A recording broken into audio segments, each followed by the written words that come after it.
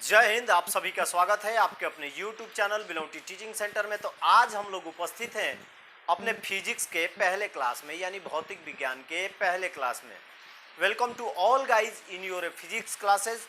हम लोग अभी पढ़ रहे हैं अपना वायुमंडलीय अपवर्तन, साथ साथ पढ़ रहे हैं वर्ण विक्षेपण तथा मानव नेत्र। मानव नेत्र और वायुमंडलीय अपवर्तन के बारे में मैंने आपको क्लियरिटी बता दिया है। उम्मीद है आप लोगों को समझ में आ भी गया होगा। जो नए नए हमारे चैनल से जुड़े हैं वो पीछे चले जाएंगे, आपके प्लेलिस्ट बने हुए हैं। प्लेलिस्ट में आपको फिजिक्स, केमिस्ट्री और बायोलॉजी तीनों मिलेंगे। आपके चैनल पे जाने के बाद खोलिएगा प्लेलिस्ट में आपके तीनों चैनल मिलेंगे। आपको चैप्टर 1 से लेके अभी तक जितनी पढ़ाई हुई है सब आपको एक साथ मिल जाएगा। जो भी पहली बार इस चैनल को देख रहे हैं, चैनल को सब्सक्राइब करेंगे तथा जो सब्सक्राइब कर लिए हैं ज़्यादा से ज़्यादा अपने सर्कल में दोस्तों के पास शेयर करेंगे। और यदि आपको कहीं दिक्कत होती है, किसी प्रकार की कठिनाई आती है, तो आप बेझिझक हमारे पास कमेंट कर सकते हैं। हमारे व्हाट्सएप पे एक बिलोटी टीचिंग सेंटर नाम का एक ग्रुप बनाया हुआ है, उस ग्रुप से आप लोग जुड़ जाइए। आप लोग उसमें मैसेज कर सकते हैं। आप लोगों की कोई भी कठिनाई होगी, परेशानी होगी, मैं उसको सॉल्व करने की कोशिश करूँगा। चलिए बात करते हैं हम अपने आज के अगले टॉपिक में। हमारा चैप्टर है मानव नेत्र, ह्यूमन आई, वायुमंडलीय अपवर्तन, that means atmospheric refraction and the वर्ण विक्षेपण, दैट मीन्स इसको बोलते हैं हम डिस्परेशन। क्या बोलते हैं? डिस्पर्सन। डिस्पर्सन होता क्या है, वर्ण विक्षेपण होता क्या है? तो सबसे पहले कोई आपसे पूछेगा कि सूर्य के प्रकाश का रंग कैसा होता है, तो आप लोग क्या बताएंगे?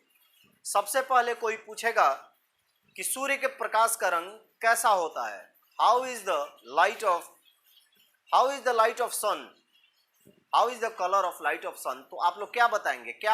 ज्यादा लोग बताएंगे पीला। ज्यादा लोग क्या बताएंगे? पीला।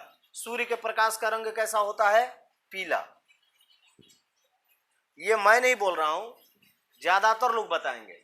100 में से 90 लोग यही बताने वाले हैं, लेकिन ऐसा होता नहीं है। सूर्य के प्रकाश का रंग होता है श्वेत। कैसा होता है? श्वेत, यानी व्हाइट। यानी कोई आपसे पूछता है कि how is the colour of the sunlight, तो आप लोग डायरेक्ट क्या बोलेंगे? व्हाइट, यानी श्वेत प्रकाश। तो देखिए वर्ण विक्षेपण, डिस्पर्सन होता क्या है? डिस्पर्सन क्या होता है कि जब सूर्य के श्वेत प्रकाश को उनके विभिन्न रंगों में विभक्त होने की क्रिया, डिवाइड होने की क्रिया जो होती है, प्रक्रिया जो होती है, प्रोसेस जो होता है, उसी को हम लोग डिस्पर्सन कहते हैं, वर्ण विक्षेपण कहते हैं। हम लेते हैं प्रिज्म। क्या लेते हैं? प्रिज्म। प्रिज्म आप लोग देखे होंगे, आप लोगों को मार्केट में मिलते हैं। हम लेते हैं एक प्रिज्म, लमसम इसी आकार का होता है, मैं करेक्ट नहीं बताया, या मत, चलिए मैं इसको पूर्णतः बना देता हूं। हमने एक प्रिज्म लिया। प्रिज्म से क्या हुआ? सूर्य के प्रकाश को क्या करते हैं हम लोग? सूर्य के प्रकाश को अपसरित करते हैं, उस पर डालते हैं। हमने एक प्रिज्म लिया, हमने एक ले लिया प्रिज्म। इससे हमने क्या किया? एक सूर्य के प्रकाश को गुजारा, सनलाइट। सनलाइट हिंदी वाले लिख लेंगे सूर्य का प्रकाश या सूर्य प्रकाश, सूर्य का प्रकाश। जैसे ही हमारे प्रिज्म पर सूर्य का प्रकाश पड़ता है तो ये अपवर्तित होता है। क्या होता है? ये जो है अपवर्तित होता है। अपवर्तन होने के बाद ये 7 रंगों में विभक्त हो जाता है।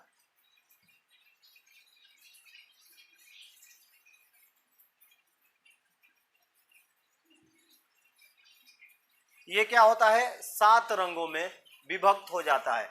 यदि यहाँ पर आगे हम व्हाइट एक पर्दा लगाते हैं, आगे क्या करेंगे? व्हाइट एक यदि पर्दा लगाते हैं यहाँ पे, तो हम देखेंगे कि यहाँ पर अलग अलग 7 रंग हमें प्राप्त होते हैं। तो डिस्पर्सन यही है, यानी सूर्य के प्रकाश का या श्वेत प्रकाश का उनके रंगों में विभक्त हो जाना, उसी को हम लोग डिस्पर्सन कहते हैं, वर्ण विक्षेपण कहते हैं। जब प्रिज्म से सूर्य के प्रकाश को गुजारते हैं तो वो अपवर्तित होकर अपने 7 रंगों में विभक्त हो जाता है। ये रंग होते हैं बैंगनी, जामुनी, नीला, हरा, पीला, नारंगी और लाल। और इसको जब शॉर्ट में ट्रिक में लिखेंगे तो बैजनी पिनाला। क्या लिखेंगे? बैजनी पिनाला। बै से बैगनी, फिर है ज से जामुनी, नी से नीला, ह से हरा, पी से पीला, ना से नारंगी और ला से लाल। तो ये क्या होता है? 7 रंगों में विभक्त हो जाते हैं। सबसे ऊपर जो रहता है हमेशा ही देखिएगा कि लाल रहेगा और सबसे नीचे बैंगनी रहेगा। तरंग दैर्ध्य जो होता है सबसे अधिक लाल का होता है और सबसे कम नीला बैंगनी का होता है। अब चलिए एक बार हम लोग बोर्ड पे देखते हैं। वर्ण विक्षेपण, डिस्पर्सन। श्वेत प्रकाश का इसके विभिन्न रंगों में विभक्त होने की घटना को प्रकाश का वर्ण विक्षेपण कहते हैं। इसमें प्रमुख 7 रंग होता है: बैगनी, जामुनी, नीला, हरा, पीला, नारंगी तथा लाल। जब इसका ट्रिक लिखेंगे तो बैजनी पिनाला। The phenomenon of the splitting of white light into its different color is called dispersion of colors, in which there are 7 major colors: violet, indigo, blue, green, yellow, orange and red।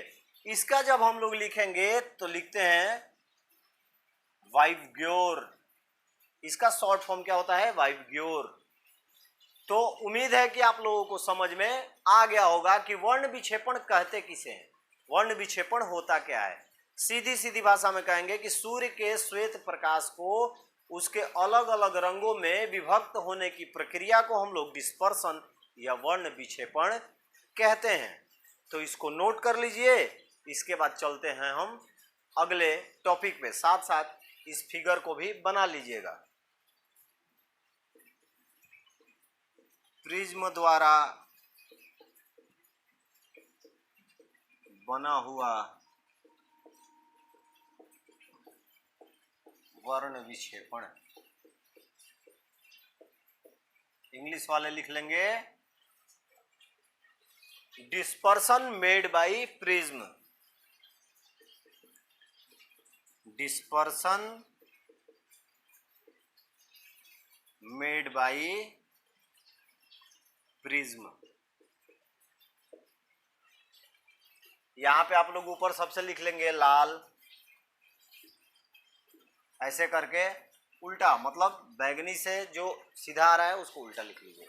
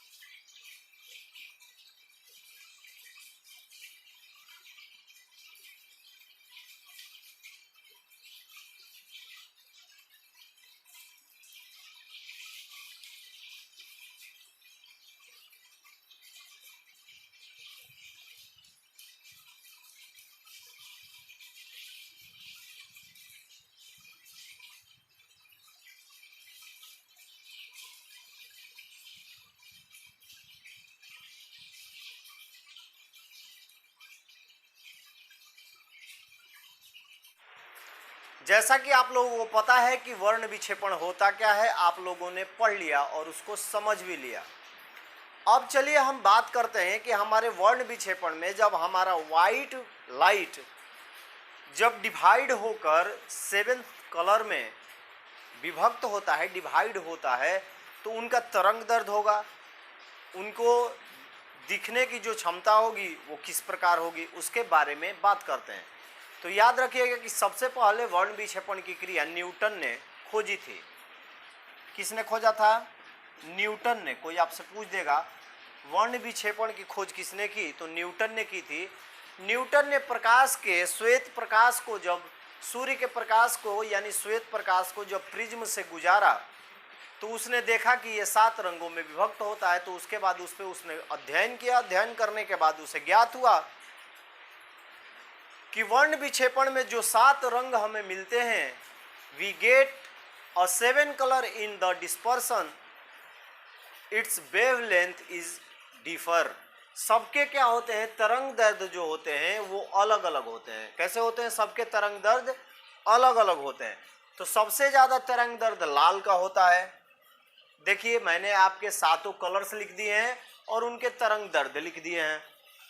तो सबसे पहले बैंगनी violet का होता है 400 से 440, जामुनी Indigo का होता है 440 से 460, नीला का यानी ब्लू का होता है 460 से 500, उसके बाद हरा का होता है 500 से 570, पीला का होता है 570 से 590, नारंगी का 590 से 620 और लाल का होता है 620 से 700।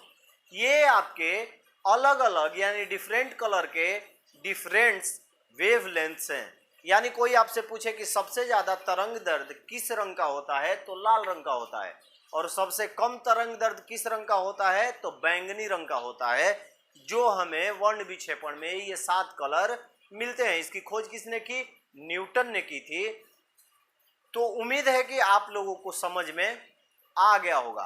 अब चलिए अब बात करते हैं हम एक ऐसे चीज की जो कि आप लोग प्रायः देखे होंगे। बरसात के बाद देखते हैं हम, बरसात के बाद हम देखते हैं कि जिधर से सनलाइट आ रहा है उसके ठीक विपरीत दिशा में हमें एक इस प्रकार की रचना अपने आकाश में दिखाई देती है। आप लोग देखे होंगे जैसे ही बरसात होती भी रहती है, कभी झिम झिम झिम झिम झिम झिम रुक रुक के हो रही होती है, या समाप्त होने के जस्ट बाद हम देखते हैं कि सूर्य यदि पूर्व से निकल रहा है तो पश्चिम दिशा में हमें इस प्रकार का एक रचना दिखाई देती है अलग अलग रंगों की। उसमें अलग अलग रंग होते हैं जिसे हम कहते हैं इंद्रधनुष। क्या कहते हैं, इंद्रधनुष कहते हैं। इंग्लिश में आप लोग जानते हैं रेनबो। रेनबो आखिर क्या कारण है, इंद्रधनुष क्यों, आखिर इंद्रधनुष क्यों बनता है, होता है ना। तो सबसे पहली बात कि सूर्य का प्रकाश जो है वो श्वेत रंग का होता है। अब श्वेत रंग आखिर क्यों होता है, अब देखिए क्या होता है कि बारिश हो रही है, मान के चलते हैं कि बारिश हो रही है, बारिश हो रही है, यहां पर सूर्य भगवान है, ये तो बादल में छिप गए थे। जैसे ही बारिश बंद होती है तो ये हमारा हो गया सन। अब बारिश ऊपर से आ रही थी तो उनकी बूंदें जो है वो लटकी हुई है, उनकी बूंदें जो है वो लटकी हुई हैं। बारिश की जो बूंदें हैं वो लटकी हुई हैं, कहाँ, बीच में भी, बादलों के बीच में आपको मालूम है बारिश की बूंदें लटकती हैं। सूर्य का प्रकाश आता है तो इसी में कोई एक जो बारिश की बूंद होती है ये प्रिज्म का कार्य करने लगती है। किसका कार्य करने लगती है, वर्क ऑफ प्रिज्म, प्रिज्म का कार्य करने लगती है। कार्य करने के बाद आपको मैंने बताया कि जब श्वेत प्रकाश प्रिज्म से गुजरता है तो गुजरने के बाद क्या होता है, गुजरने के बाद वो 7 रंगों में विभक्त हो जाता है। तो ये जो बारिश की बूंदें जो हैं वो प्रिज्म का जब कार्य करने लगती है, सूर्य का प्रकाश इन पे पड़ता है तो ये 7 रंगों में विभक्त होकर इंद्रधनुष बनाता है। और तब हम कहते हैं कि वो देखो इंद्रधनुष निकला है। तो आप लोग इसको समझ गए होंगे, इसको नोट कर लीजिए ऊपर वाले को। उसके बाद आप लोग इंद्रधनुष का थ्योरी भी लिख लीजिएगा।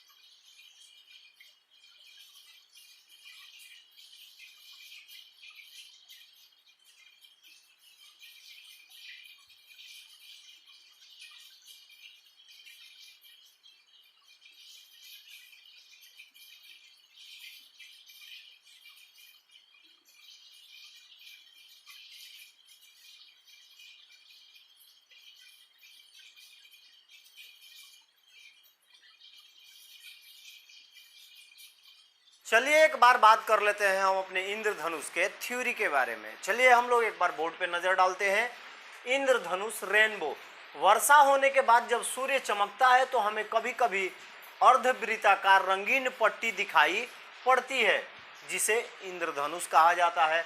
असंख्य वर्षा की बूंदें प्रिज्म सा व्यवहार करती हैं और सूर्य के श्वेत प्रकाश को उसके 7 रंगों में विभक्त कर देती हैं और हमें इंद्रधनुष दिखाई पड़ता है। When the sun shines after rain, we sometimes see a semicircular colored band in the sky called a rainbow. Numerous raindrops behave like a prism and they split the white light of the sun into its 7 color and give us rainbow appear.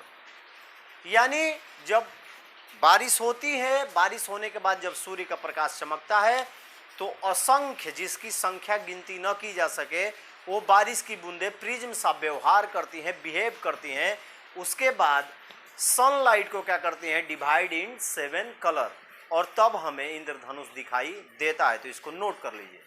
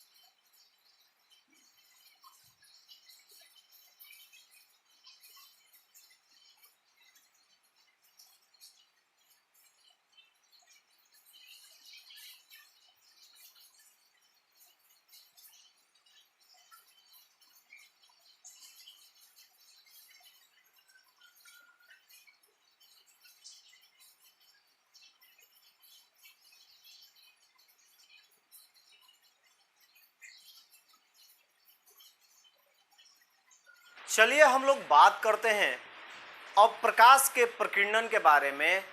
We are talking about scattering of light. हम लोगों ने इसके पहले हमारा dispersion पढ़ लिया है। We are getting how to make a rainbow in sky. अब हम बात करते हैं, we talk about scattering of the light, that means प्रकाश का प्रकीर्णन। सीधी सीधी भाषा में समझ लीजिए कि कोई सूर्य का प्रकाश जब है, सूर्य हो गया ये क्या हो गया, सन हो गया। सूर्य का प्रकाश यदि हमारे पास 100% आ रहा है तो इसका एक छोटा सा अंश, 100 का 100वां भाग क्या हो जाएगा, 1 हो जाएगा।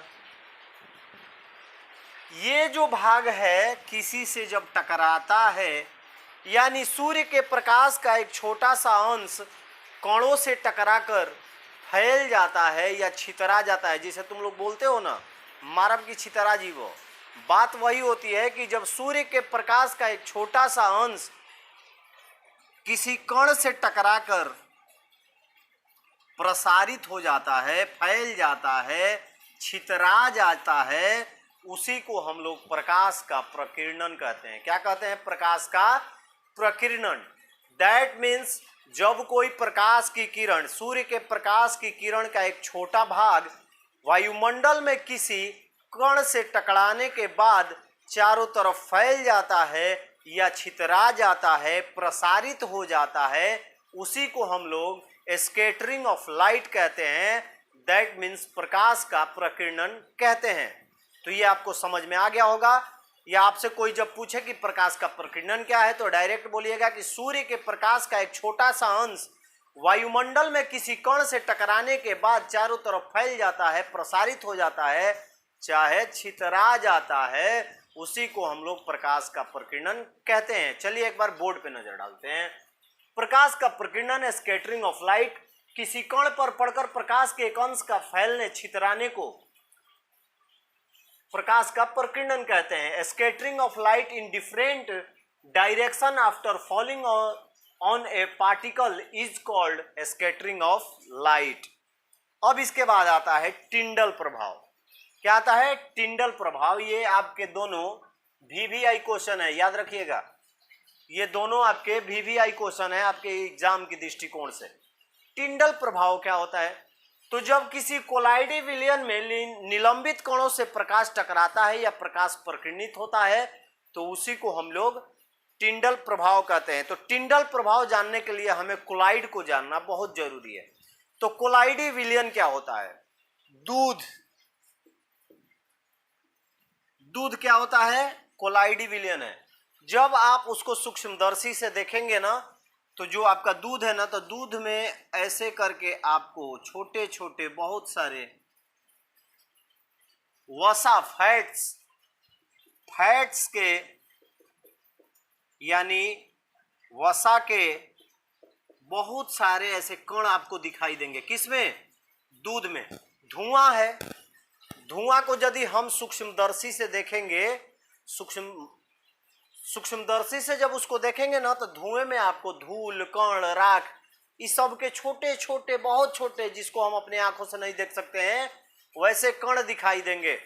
तो किसी विलयन में छोटे छोटे कणों को, निलंबित कणों को ही हम कोलाइड कहते हैं। क्या कहते हैं? कोलाइड कहते हैं। तो जब ऐसे विलयनों से यानी किसी कोलाइडीय विलयनों से जब प्रकाश प्रकीर्णित हो जाता है यानी प्रकाश इन कणों पर टकरा कर चारों ओर फैल जाए, प्रसारित हो जाए, छितरा जाए, तब हम इसे कहते हैं कि ये टिंडल प्रभाव है।